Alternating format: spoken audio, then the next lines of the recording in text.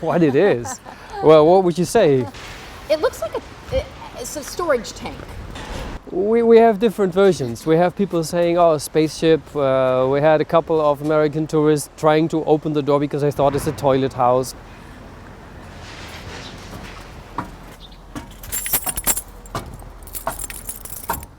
It's between a submarine and a house and a spaceship and a shelter, and it's really a mix of many, many dreams, elements, necessities, needs.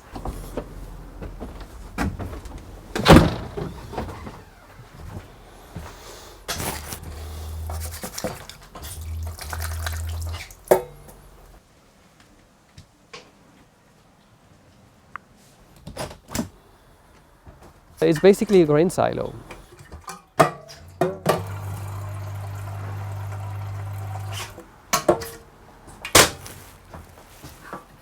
It's actually really big. Well, yeah. You know, it's bigger. It feels bigger than it looks from the outside. But this is the whole trick. This is about less than 4 square meters what we're on now. And it doesn't feel like it at all. No.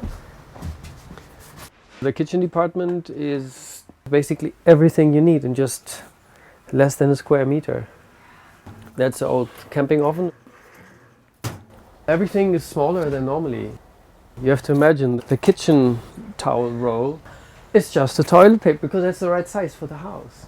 And the same is when you're used that there's no staircase, you have to basically get used to climb up. So this is actually a really easy movement.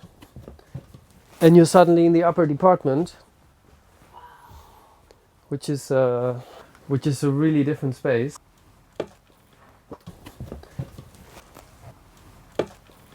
What we discovered, when you are in daily life climbing 30-40 times, you change your body, you change your way of life, but how do you get your tea up there?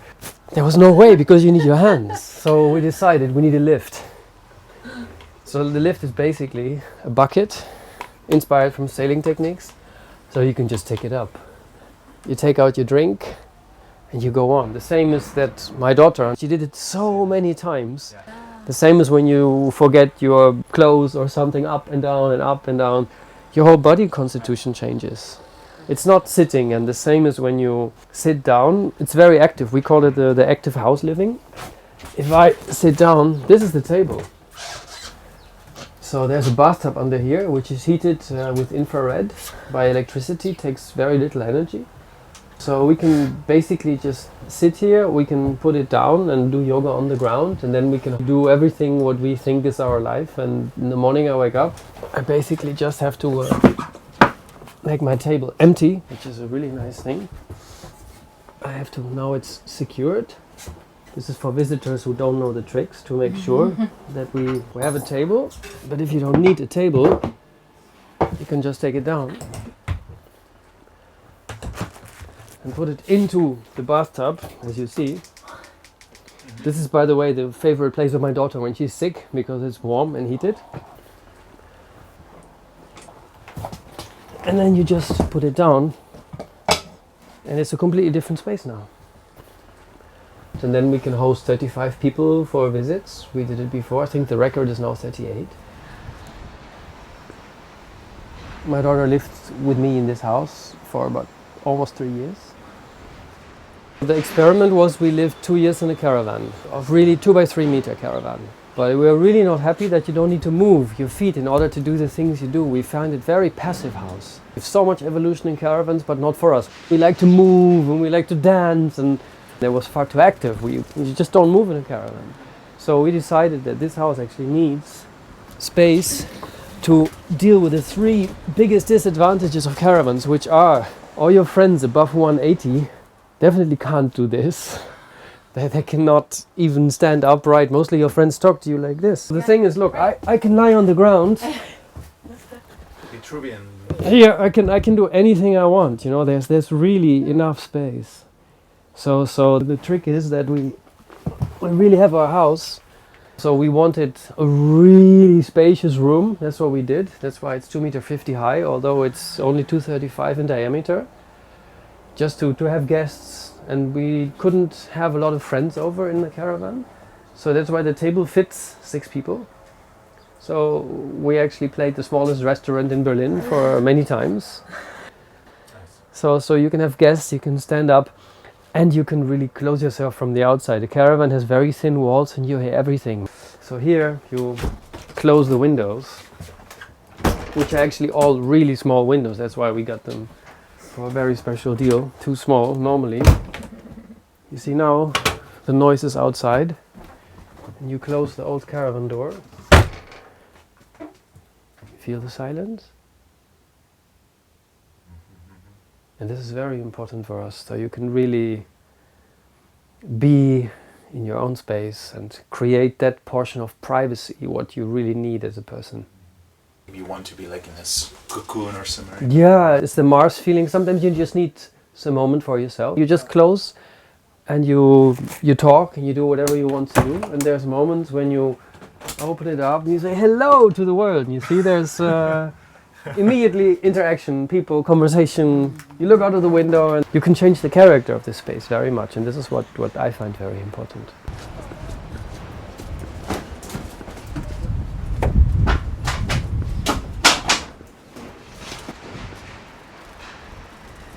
It has been a long time challenge that silos really always touched me because they are really small but big enough to be a house. And I saw them, you see them everywhere in Holland. They're standing on every farm whenever you're on the highway. There are silos everywhere, and I just missed that experiment that someone came up with the idea and did it to make a house from it. So it just came, there was the moment I had to look for a new place where I live, and then I understood my silo is going to be so much better for me than the caravan. And where did you find it? I found it in Holland from a farmer, and he had one which he couldn't use any longer. And I told him about my plan, that this is the grain silo and I want to live right in there. So he really, really enjoyed that. We got an old one, the biggest one he had. And we started to make a house, a real living house for 4 seasons from a very simple polyester grain silo. A human body does fit in, and it's just enough to create a space which you can go inside, outside. It's already from a water-resistant material. All what you have to do, is to insulate it, put in the windows where you want it. Our aim with REFUNC, what we do, when you imagine, I'm an architect focusing on resources, on waste materials, on garbage streams, on reconnecting people and materials. So this is actually an example of a shape, an object, which is industrial and after a certain lifespan, not used any longer. And this is when we come in. So we analyze objects which could become microarchitecture. For example, this grain silo, it's actually a perfect size for a mini house. There was just the first idea that silos should become houses, and we called it Silo Mania, and we started with that. There were a few sketches. I mean, I trained as an architect, but we went for the very dynamic process, we call it always, dynamic process architecture. We understood that our way is to build something and then try it. And then we go to the next phase. And then we see what works, and then we go back. If you just design it and build it, then there's always a lot of, not mistakes, but a lot of thoughts that don't work in reality. It's always back and forward, and in this way you make movement. But you generate something that really works, that really gives you what you were hoping to find. So we just went step by step. We said, well, we built a floor. Where do I need a door? Where do I want to come in? We said, well, it should be right there because then there's a space right and left. And of course, there's the vertical and the horizontal part. When you move it, it's going to be tilting this way. So you need to think all those things will fall down from the kitchen. Everything stored up here will stay because it's going to be down. So it's very interesting thinking, because when you take an object like a car or some furniture, it will not survive when you put it from vertical to horizontal, move it and put it back up. So this was actually quite a challenge.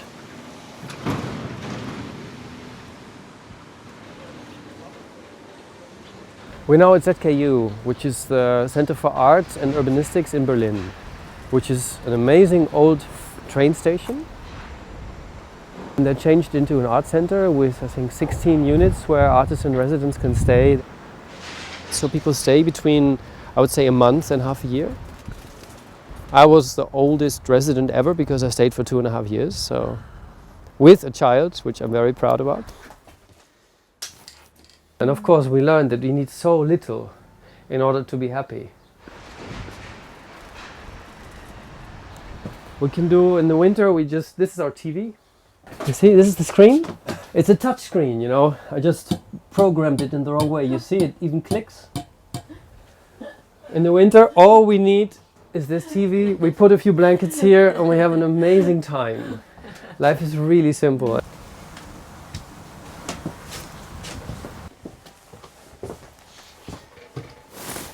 It's great. Everything's just tucked in there. Well, I mean, I grew up on boats. It's a bit of my father's fault. So you understand, but you have to imagine, this is now storage, but it was the toilet in the times when we didn't have an adjacent toilet just around the corner.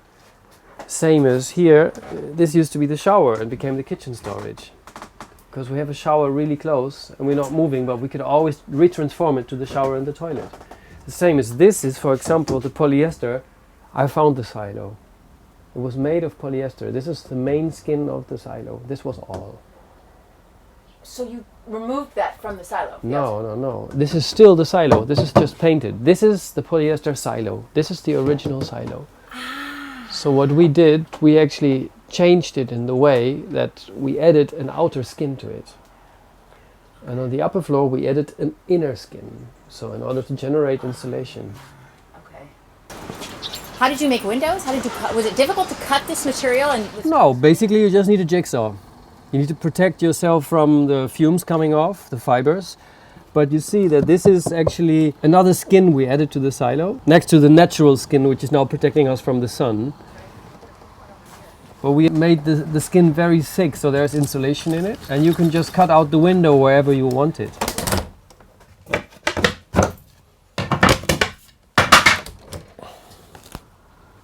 This is the living room now, and the fire escape, because you never know. We are not for nothing architects, we know what we do. What about the ceiling? What is this? The ceiling is actually left over from the photography industry. They actually used perfume photos and made them lit on a piece of plastic and then threw it away after one-time use, and we used that all to make a complete ceiling. And people know that you work with leftover materials, so we proclaim, hey, we save materials, and people bring them to us. So then somebody sees a container of this and they say, well, there's about 2 cubic meters of this material to be saved. Can you do it? I said, send me a photo. And there goes the truck, you know, so.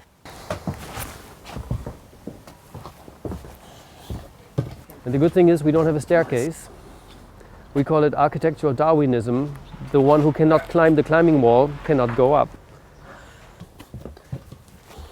We didn't follow the main rule that we always have to take off our shoes. Or climbing is even much easier when you do it without shoes. The whole thing works without shoes.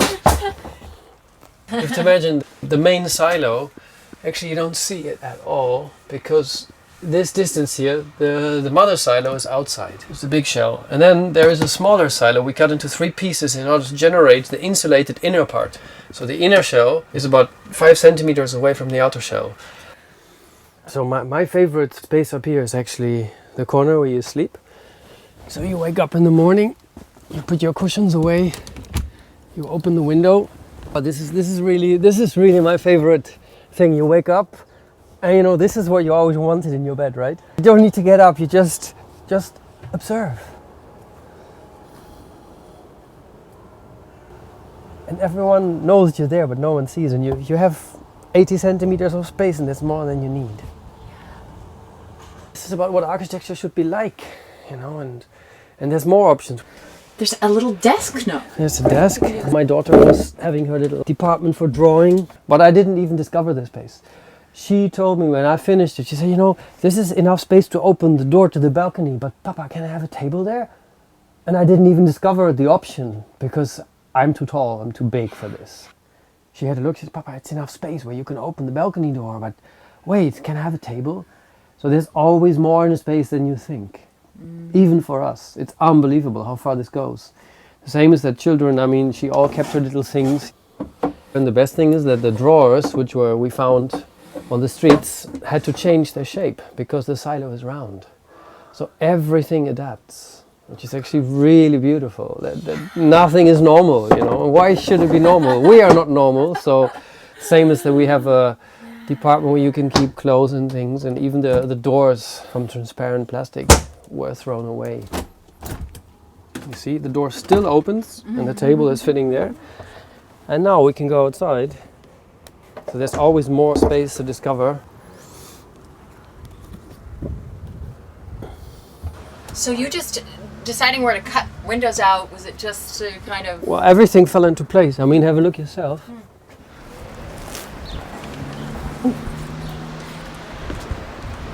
Wow. Oh my God. There's all those experimental things, what architecture normally doesn't allow you when you buy a house, when you rent an apartment. So you have a bubble up top here. Oh yeah.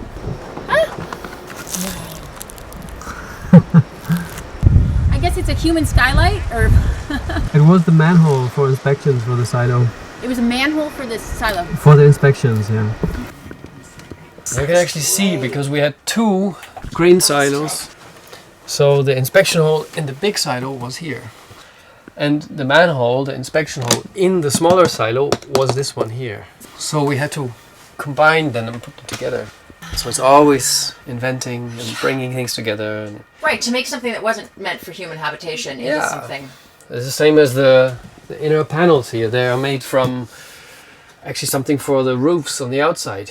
And they were just cut-offs. This weatherproof material, it's easy to clean, but people couldn't use it because they needed 30 centimeters and this was 28. So we just got all this material and cladded the interior with it. And it looks great, like a lined interior of a boat. It did something. Well, what we do, we listen to things. We have a dialogue with the material. The material says, no, I don't want to be bent. First we try to put it horizontal and then it broke.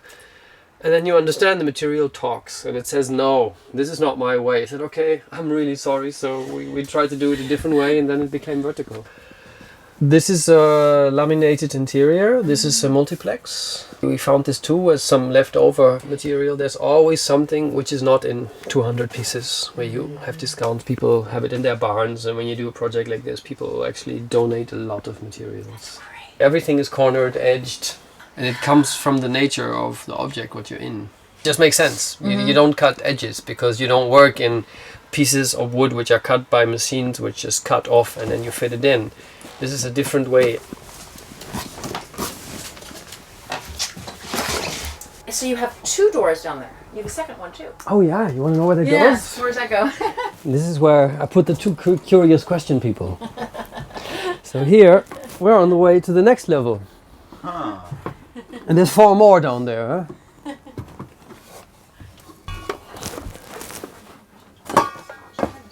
Oh, we have our technical department and the library. Most important, the books are here because books are heavy. We have a house which is 6 meters high. Weight should be downstairs the same as the water. We have 80 liters of drinking water here, so we can run weeks on this. We have a gas bottle for cooking. We have a car battery to store the solar power. And we have an emergency exit from here. If you push this door really hard, you can actually go out. We actually have, for the really cold winters, this is the infrared heating. It's a system where you put 220 power on, and the radiation doesn't warm up the air, it warms up the objects, which means the bodies, the elements in the space. And this consumes very little energy. This is where all the main technical departments come together, as well as the rainwater system. This is from all the different corners of the house. There's all the rainwater running through the facade, being collected and going outside to be stored in a big 1,000 liter tank. And if we don't like you,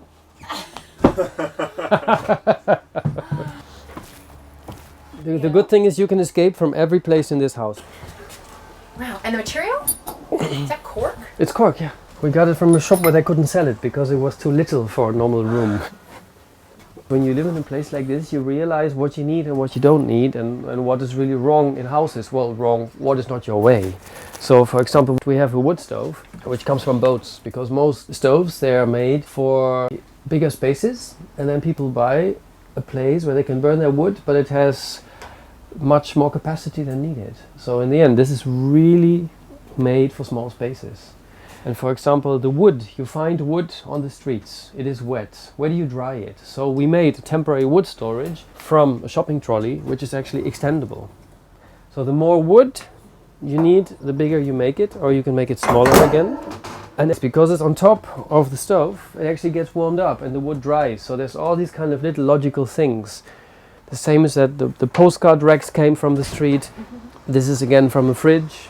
The mirror is from an old truck. Everything came from somewhere, and what I actually like mostly is how you evolve.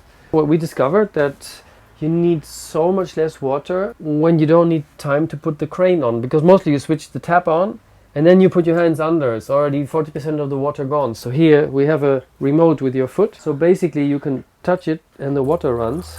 You put your hands under the tap, you put the water on for a few drops, get your soap, wash your hands, and all the time the water would normally run, and now you do another few drops and then you rinse it off and you saved about 80% of water.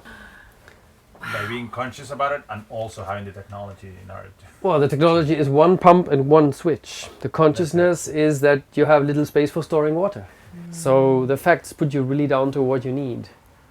It's very simple, and the water falls down into a big pot with flowers, so it's not just being put into some sewage system. There's a normal fridge, it's empty now, nice and clean. But the fridge works really well. But a fridge is something that we thought about. We could change it, we could just lose this window and have all our water here. We do this actually when it's cold in winter, that we have a basket to hang out. But in summer it's actually quite a challenge to keep your fruits cold, and I think a fridge is a really good invention.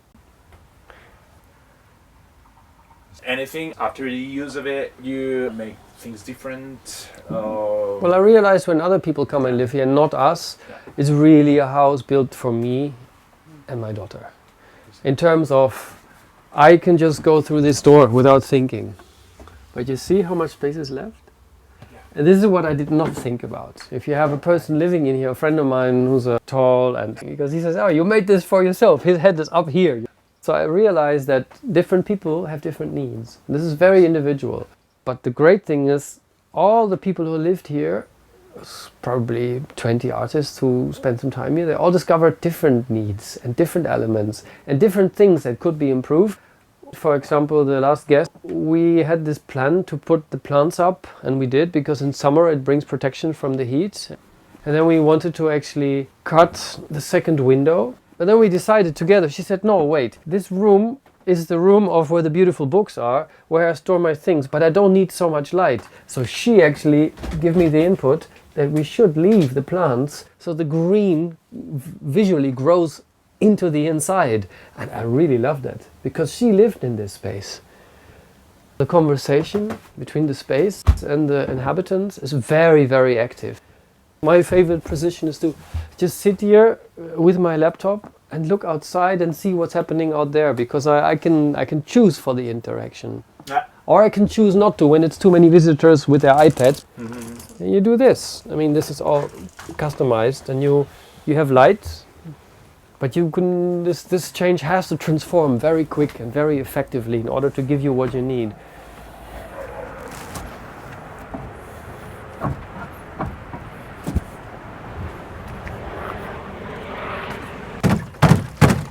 Well, this one is where we keep the rainwater. There's a pipe coming out. All the water collected from the house goes down to the pipe, and we can pump the rainwater to the inside and use it as a grey water and give it to our flowers and plants and everything. And there's one more on that side, one more here, and one more tank here. So everything is connected in case of a storm, so that we have some ballast, so the whole installation cannot tip over, fly away, do funny things, become a helicopter.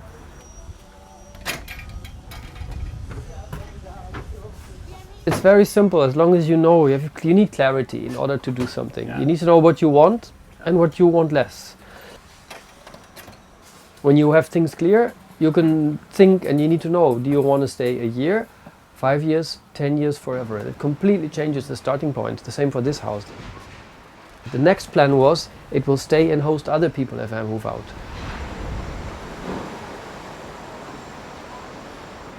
I really encourage society in general to think about the next. All processes on this planet are extremely continuous and all linked and interconnected and very circular. There's always the next process, and it's very obvious. Well, I think the world has just turned the wrong direction. Everybody is theoretical and focused on their specific knowledge, which is very beautiful. But my daughter thinks an architect is a man who has a fantastic idea and has a dream and does it. All the friends give you a hand whenever it gets critical or there's a storm coming. And after a year, there's a house. And then you keep on evolving and make it functional or improve it. This is what an architect is for her. I want to choose where I live and how I live.